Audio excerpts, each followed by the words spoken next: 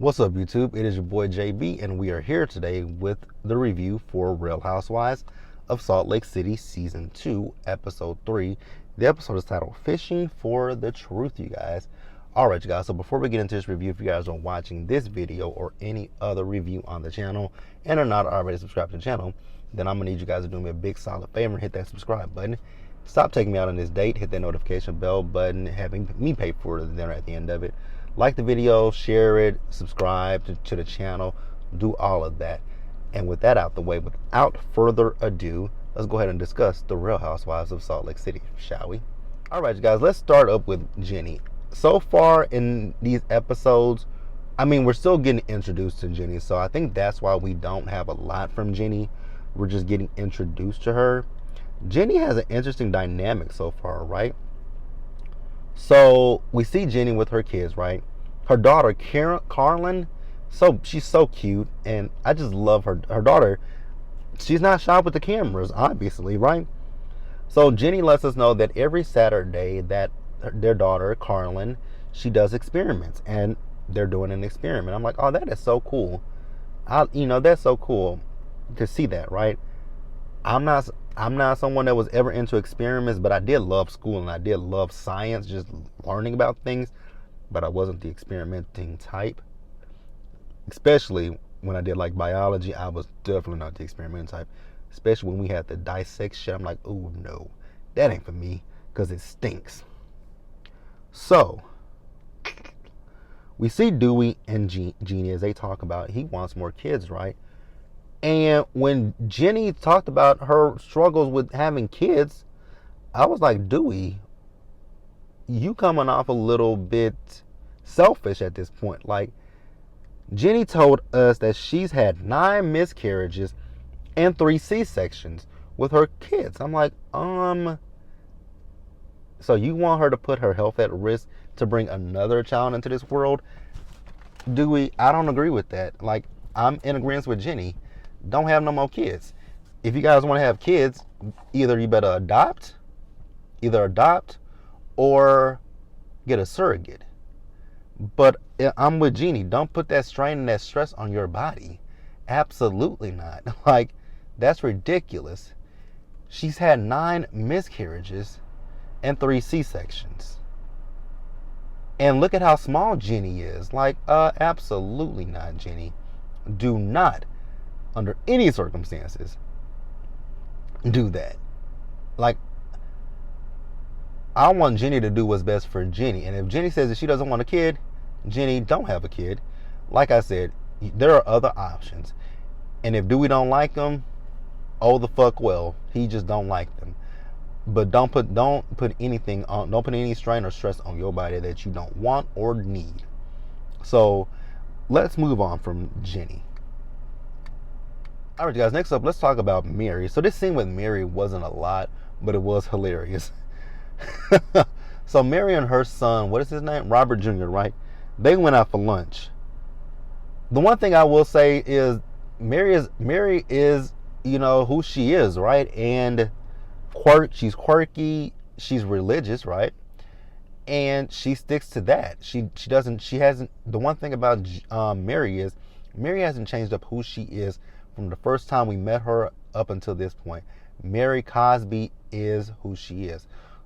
And I think that's one of the reasons that Jen has such a big issue with Mary, right? I think you can see a person, you can be like, oh shit.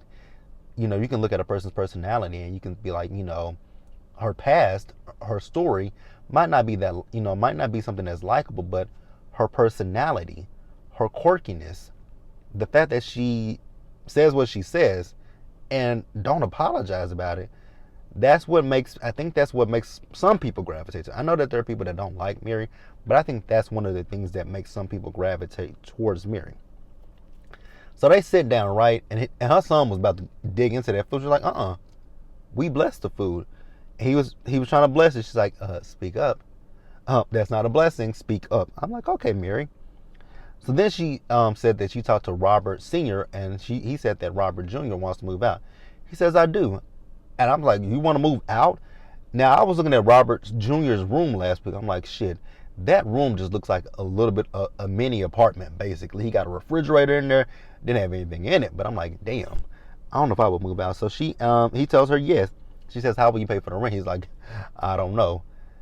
It kind of sounds like me, right? Because me and my mom had that discussion when I was a teenager. I was like, I want to move out. I'm like, I want my own space. She's like, how you gonna pay for the rent?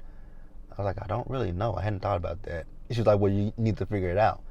So I ended up staying at home with her, right? So then Mary asks him, is he going to join the army? He says no, but Mary wants him to join the army. I'm like, why? I guess, I think she said Robert Sr. was in the army, but that doesn't mean that he wants to go to the army. But hey, it is what it is. We're going to move on. All right, you guys, next up, let's discuss Heather real quick. So we see Heather. So Heather is at the point where she's ready to expand the beauty lab because with the pandemic, people were at home, people were doing Zoom calls, and people were noticing those imperfections. So the industry is booming basically, and she's doubled her money, she's doubled her income, and she just wants to expand at this point. So she calls Whitney up, right? She tells Whitney about the meeting that she had with Jen, and she says that it went well and they're best friends again, and they're just going to go from there. I'm like, you guys know I love me some Heather. But Heather, once again, love, I just need you to, love yourself first, right? Because as I've said before, Jen Shah is nobody's friend. Jen Shah is only out for Jen Shah. So then she asked Whitney about she and Jen. And if I was Whitney, I would never talk to Jen again in my life. Especially the way that Jen tried to get all up in Whitney's face last season when they were in Vegas. I would never have anything to do with the likes of a Jen Shah. There are people on the show that I'd be like, if you never talk to her again, I wouldn't, actually it's half the cast, right? If Mary didn't talk to her again, I wouldn't blame her. If Heather didn't talk to her again, I wouldn't blame her. If Meredith didn't talk to her again, I wouldn't blame her. If Whitney didn't talk to her again, I would not blame them. I wouldn't blame, 4 women on this cast, I wouldn't blame any of them if they never had another conversation with Jennifer Shah. Wouldn't blame them. So then, Heather's just trying to tell Whitney that maybe you should reach out to her. I'm like, girl, no. I would never reach out to Jen. Why? Here's my thing. I get what Heather's trying to say. Just bridge the gap, right? But why would I have to be the one to bridge the gap when Jen is the one that did we saw the terror and the terror that Jen was last season. Why would I then reach out to her? If Jen wants to work on a friendship or anything with me, Jen can reach out to me personally. Jen has my phone number.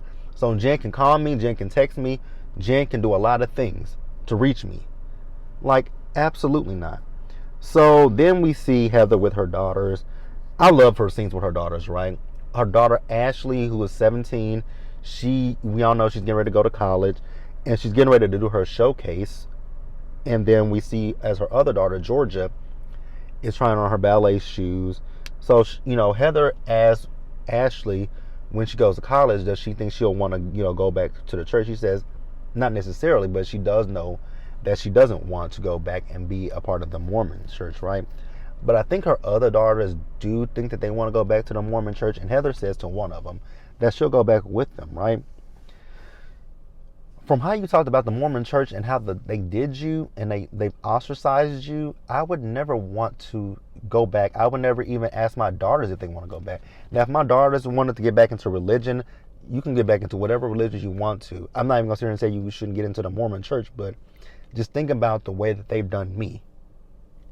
And, make your decision that way. But, I don't know. I don't know. I definitely know it wouldn't be the Mormon church for me. It wouldn't be. But let's move on. All right, guys, next up, let's talk about Meredith.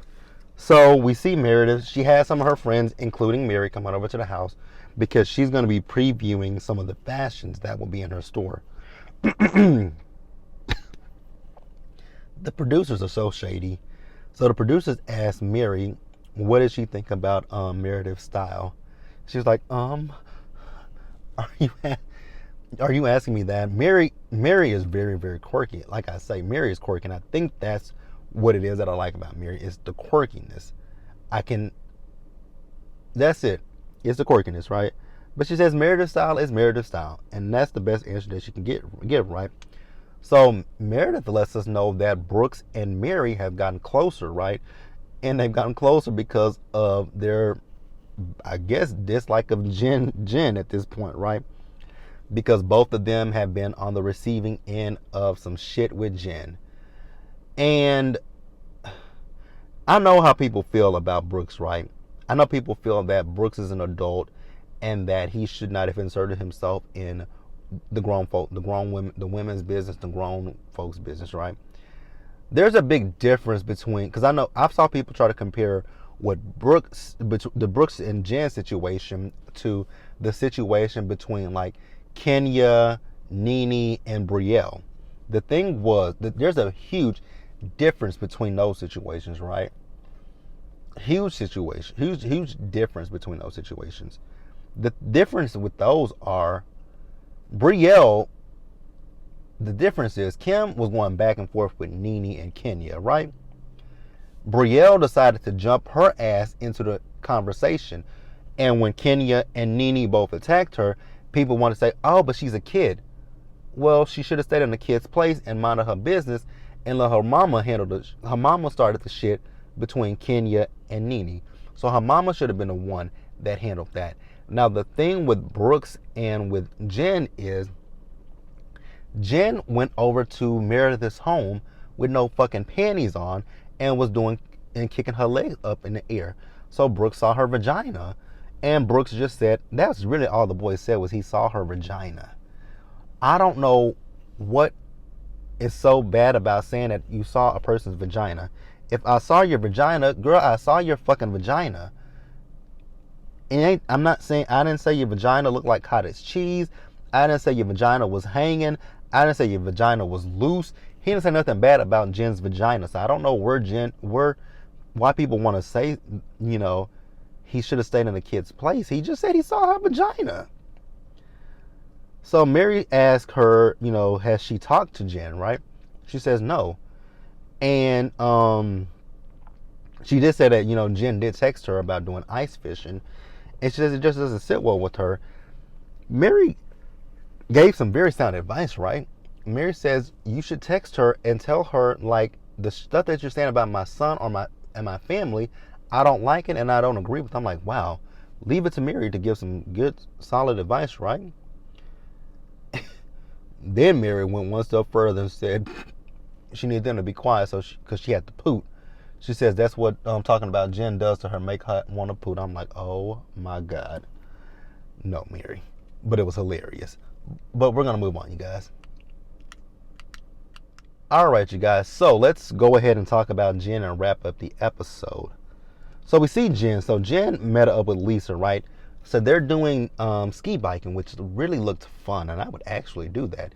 That is one thing I say I would do. I really want to go to Salt Lake City. I don't like the cold, but I want to go to Salt Lake City. So then Jen and they talk about how busy their lives are. Jen says, well, Sharif, he's been doing a lot of projects around the house, but he's actually at this point getting ready to get back out there and go on the road to recruiting. I'm like, oh, he going to his other woman, huh? That's what he's doing. He's going back to that other family. So Jen says that she's planning an outing for the ladies to get them out of their comfort zone. And, she says, I need your age, your height, your weight, your this, your address, your this, your that. She says, I'm not stealing your identity.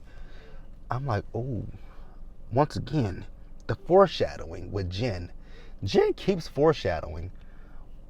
That's not something funny to even mention. That's not even something funny to mention, that you're not going to steal a person's identity. Why do you need that for ice? Why do you need all that information? I know why you would need somebody's weight, right? Because you're on a block of ice. I get that, but that other stuff, why do you need that? Even Whitney said on Watch What Happens Live last night that she texts Jen back and she says, you're not trying to sell my identity, are you? Like, that is just really weird. So Jen has invited all the ladies, including Mary and Meredith. So Jen says that, told Whitney, not Whitney, but Lisa, about her and Heather going out and them making up with each other. Hell, even Lisa said it's kind of weird, right? And it is weird, right?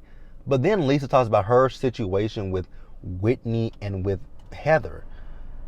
Lisa, you were a complete asshole to them last season. You did think that you were better than Whitney and Heather. You definitely thought that. So I want you to stop playing like you don't know what the issue is, right? So then we see them as they're going ice fishing, right? Yeah, my black ass would not be doing that. And even Mary said that's not for her and she's not coming. So, and I definitely want to go with Jen of all people, right? So we see as Whitney and Heather, they're in the car. Whitney has a life vest because you guys remember last season that Jen told Whitney she wouldn't drown her in the lake behind her house. So now we got Zen Win on Real Housewives of Potomac, and now we have Zen Jen. Girl, ain't nothing Zen about you, right? So, oh gosh. So Lisa and Jenny, they're going together. And when Lisa got there, she gave Heather and Whitney a hug. I'm like, oh wow, that was really interesting that she gave them both a hug, right? So Meredith, last minute, she decided to show up. She said she made a last minute decision to come. So then Jen and Meredith talk, right? And she said it was nice of her trying to get them together. So that's Lisa saying that, I think. So then Meredith tells her that her words don't, her apologies that she gives, it doesn't align with her actions because you've gone on social media and you've liked numerous tweets about Brooks. And then she also said that she hosted a Zoom about him coming out. I'm like, that is so tacky. Then Jen asked her, what is she talking about? I'm like, girl, I know you lying. So then Meredith pulls up the tweets. Jen is a gaslighter because Jen says that is not her. Jen actually pulled a Monique from season 2 reunion of Potomac. You guys remember when Robin was talking about that meme when she was fanning herself, Monique said she didn't run her Instagram, which I think that is true though. At one point it was her cousin ran it, her cousin or her brother, somebody in her family ran it. So Jen doesn't run her social media. I'm like, but you don't run your social media, so you just let your people freely like whatever the fuck they want to like on your social media. Girl, get the fuck out of here, right? So Meredith says, you know what, I'm done. And Jen says, she supported him. No, you have not. So then Jenny feels she needs to, that Meredith needs to hear her. I'm like, no, Jenny, I like you, but please mind your business. And Meredith said, even if, Meredith said to herself, I don't run my social media, but the people that do run my social media, I tell them not to like mean tweets, right? Mean and hateful things. Jen just deflects and makes it all about herself because then she talks about her kids, how her kids feel. And Meredith was like, girl, what the hell are you talking about? She was like, Brooks was talking about my vagina. You showed up to a party you showed up to a house with no panties on. He saw your vagina. Like, Jen is a gaslighter. She deflects. Like, she just does a lot of shit that just annoys the fuck out of my spirit. That's the episode review, you guys. Let me know what you guys thought about it. Leave your comments in the comment section below. Subscribe to the channel. Hit the notification bell button so you guys are notified when I drop anything else. Share the video and until the next one, you guys. Stay safe out there. Take care of yourselves. Remember to wash your hands, wear a mask, socially distance, be blessed. And I'm going to catch you guys later. Bye.